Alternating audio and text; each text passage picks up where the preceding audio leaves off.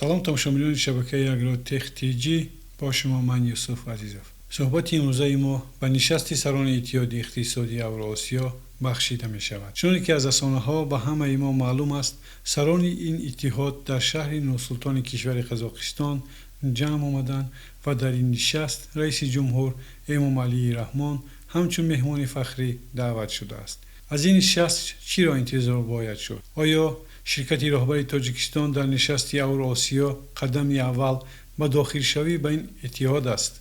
دعوت شدن رئیس جمهوری امام علی رحمان به حیث مهمان فخری به نشست سران اتحاد اقتصادی اوراسیا تخمین و گمانهای را دامن زده است که شاید تاجیکستان بعد از سالها به این سازمان بپیوندد.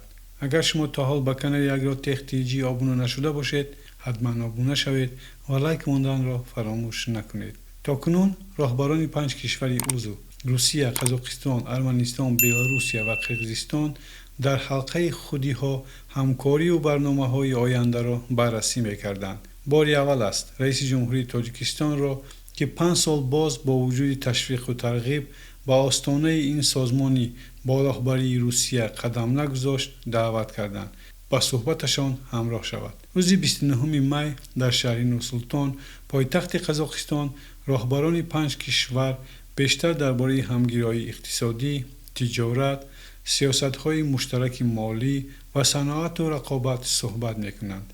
سرگئی سپلینکوف سخنگوی کمیسیون اقتصادی اوراسیا که شخصاً از آمدن امام علی رحمان به نشست خرسند شده است، عین زمان به رادیوی آزادی گفته است مسئله راه دادن دیگر کشورها به اتحاد بررسی نمی شود. او افزود مسئله قبول یا پذیرفتن تاجیکستان به حیث کشور ناظر بررسی نمی شود.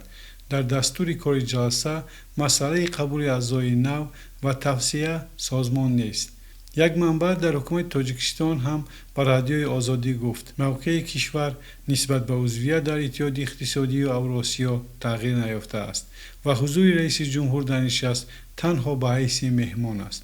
ظاهراً این گفته‌های مقام تاجیک و سرگئی سپلینکوف از همه پیشتر صدها هزار مهاجران کاری تاجیک در روسیه را غمگین و ناامید می‌کنند که با هزار مشکل حق کار در آنجا را به دست می‌آورند و یا مجبورند غیر قانونی کار کنند. در بسیار از رسانه‌ها می‌نویسند و چنین معلومات‌ها می‌آورند که گویا نظرسنجی‌ها نشان داده است که تقریباً 70% مردم تاجیکستان طرفدار پیوستن کشور به عضویت اتحاد اقتصادی اوراسیا هستند. یک سبب اصلی چنین تمایل هم مهاجرت کاری تاجیکان به روسیه است که مجبورند در مدت کوتاه یا پتنت بگیرند یا حق کار به دست بیارند، کاری که به آسانی میسر نمی شود. ولی آنها نمیگویند کدام نظرسنجی ها.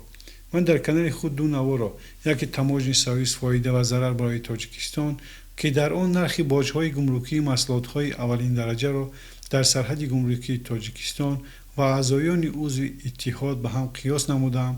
شما میتوانید این نوار را تماشا کرده خلاصه خود را برآورید. نوار دیگر باشد فکر و عقیده مردم درباره عضویت به اوراسیا. این هم نوار جالب است، تماشا کنید. میبینید که خود مهاجران تاجیک در کامنتاری‌ها این عضویت را چخیل بها میدهند. مقامات روسیه حکومت تاجیکستان را پیوسته تشویق کردند که با اتحاد اقتصادی اوراسیا که با گفته سرگئی سپلینکوف اعضایش میخواهند آن را به یکی از اتحادهای پیشرفته اقتصادی در جهان تبدیل دهند بپیوندد. ولی نتیجه فعالیت 5 ساله این عضویت خود گوینده آن است که اقتصادیات این کشورها به کجا رسیدند. اما دولت تاجیکستان 5 سال باز میگوید سود و زیان عضویت در اتحاد را میسنجد و اگر به نفعش بود با آن شامل می شود. مقامات رسمی در گذشته به رادیوی آزادی گفتند که با وجود معیار و مقررات خوب اتحادیه آنها درست اجرا نمی شوند. یکی از مقررات گردش آزاد مال و محصولات است، ولی تاکنون به گفته او قزاقستان و بلاروس مال روسی را اجازه فروش ندادند و یا روسیه واردات شیر و گوشت بلاروس را محدود کرده است. هر اعضا می تواند قانون خود را عاید محدود واردات محصولات دیگر برآورد و واردات را محدود کند. پس این را چخیر فهمیدن ممکن؟ باز در اینجا جمهوری که اقتصادیاتش از واردات وابسته است و کم نمودی محصولات صادرات میکند باز در وابستگی قرار میگیرد. تحلیلگران میگویند انتظار نباید داشت که در نشست حرفی فوق‌العاده‌ای در این باره گفته شود. بختیگول قلمبک و معاون سابق وزیر امور خارجه قرقیزستان از جمله آنها است که میگوید در دعوت امام علی رحمان به نشست رمز و پیام نهانی نباید جست، ولی آن را نادیده هم نباید گرفت. او روز 28 می به رادیو آزادی گفت اگر رئیس جمهوری تاجیکستان را به حیث مهمان افتخاری دعوت کرده باشند، پس این نشان احترام به همکاری‌های متقابل اعضای اتحاد اقتصادی اوراسیا با تاجیکستان است.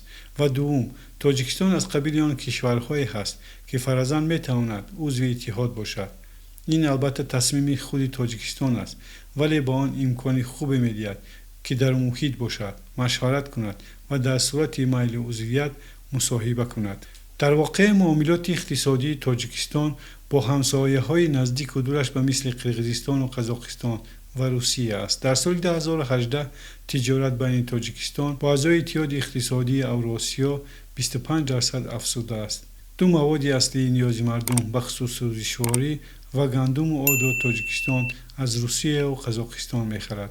سیفالله سفرов یکی از سیاستگزاران سابق و معاون سابق مرکز تحقیقات استراتژی تاجیکستان به رادیو آزادی گفت پیوستن به یک سازمان روند ساده و آسان نیست و بعضی از مکانیزم‌های اتحاد اقتصادی اوراسیا با منفعت‌های ملی کشور سازگار نیست. کاشناس تاجیک گفت اگر رئیس جمهور آنجا باشد و بعضی از مسائل و مشکلات را حل کند، شاید تاجیکستان امکانیت وارد شدن داشته باشد. اگر مسائل حل نشود، تاجیکستان احتیاطکاری را ادامه می‌دهد. این مشکلات به قول سیفالله سفرov تقسیم باج‌های گمرکی است که از مال وارداتی از چین و افغانستان و ازبکستان ستانیده می‌شود. با گفته او در صورت عضویت اول این باج‌ها به یک فوند عمومی می‌روند و سپس در آخر سال بین کشورهای عضو تقسیم می‌شوند که به منفعت تاجیکستان نیست و در حقیقت قسم بودجه تاجیکستان از باج گمرکی به دست می‌آید و این مبلغ را هم که روسیه سال دراز در خود نگاه دارد و آخر سال برگرداند، پس بودجه کشور چی می‌شود؟ یک مسئله نازک دیگری باج گمرکی ستانیدن.